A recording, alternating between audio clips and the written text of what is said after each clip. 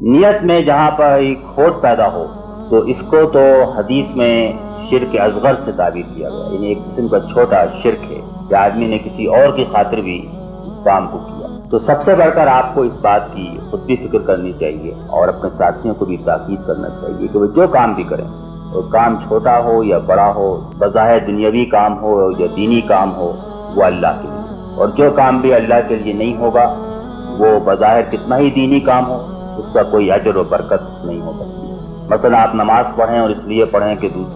دوسرے دیکھیں یا آپ کو دیندار کہیں، تو یہ نماز دنیاوی کام بن کر رہ جائے۔ اور اگر آپ نعرے لگائیں اور پوسٹر لگائیں اور یہ سمجھ کے لگائیں کہ اللہ تعالیٰ اس سے خوش ہوتا ہے، اس کی خوشنودی آپ کے پیش نظر ہے، فوری طور پر یہ احساس دل میں موجود ہو، تو یہ کام بھی ایک بڑا دینی اور عبادت کا کام ہے۔ اور اگر ہم اس نیت کے پہلو کو اپنے سامنے رکھیں کہ ہم اللہ کے لیے کر رہے ہیں، تو وہ بہت سارے کام جن کو لوگ یہ کہہ کر رد کر دیتے ہیں کہ یہ سیاسی کام ہے، اس کی اب تربیت نہیں ہو رہی، تزکیہ نہیں ہو رہا،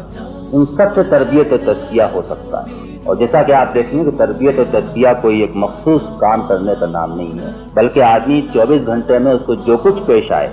اور جو کچھ بھی وہ کرتا ہو وہ اس سے اپنی تربیت کر سکتا ہے، تزکیہ کر سکتا ہے، اگر اس کو صحیح طور پر استعمال کرے،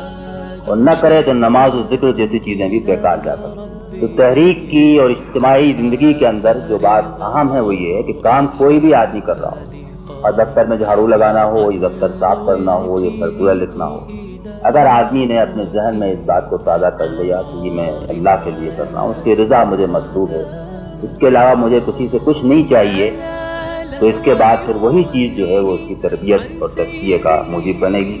اس لیے کہ اللہ تعالیٰ اس میں برکت دے گا، اس کو قبول فرمائے گا، اس کے واسطے سے اس کے دل کے اندر پھر وہ اپنی محبت اور استعداد پیدا کرے گا، دل کے اندر قوت پیدا کرے گا، اور وہی نقطۂ آغاز جو ہم نے شروع میں دیکھا تھا کہ قلب ہے، اس کی تندرستی اور صحت جو ہے اس کا اہتمام ہوگا۔